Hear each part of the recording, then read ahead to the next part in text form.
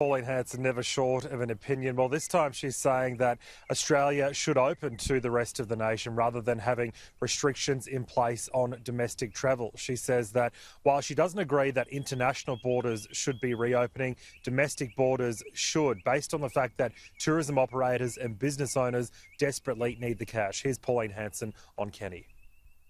If you are susceptible to, if you've got the coronavirus, that it will impact on you, like the aged, the vulnerable, the sick, those ones with respiratory illnesses, then go and lock yourselves away. We have to open up the country. And I'm not saying to international visitors, I'm just saying to each other so we can travel around in the state and we rely on those tourist industries to keep the businesses going.